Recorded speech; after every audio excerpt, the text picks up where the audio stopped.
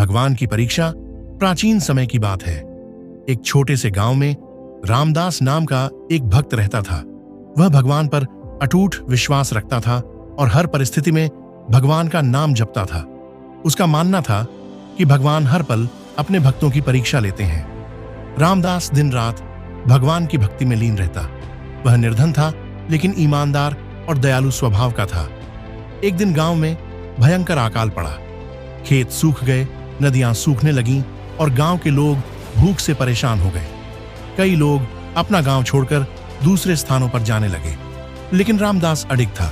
वह बोला, भगवान मेरी रक्षा करेंगे। एक दिन भूख से तड़पते हुए रामदास ने भगवान से प्रार्थना की, हे प्रभु, मेरी परीक्षा मत लीजिए, मुझ पर कृपा करें।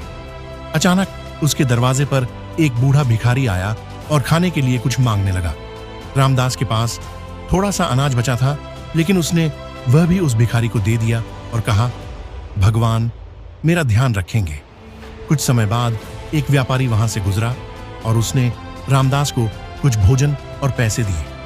रामदास ने भगवान को धन्यवाद दिया और फिर से भक्ति में लीन हो गया।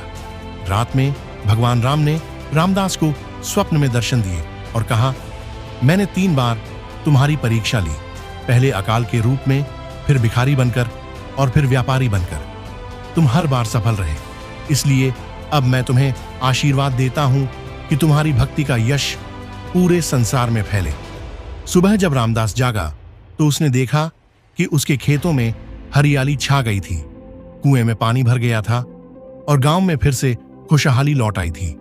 रामदास समझ गया कि भगवान सच्चे भक्त की परीक्षा लेते हैं, लेकिन अंत में उन्हें कभी अकेला नहीं छोड़ते।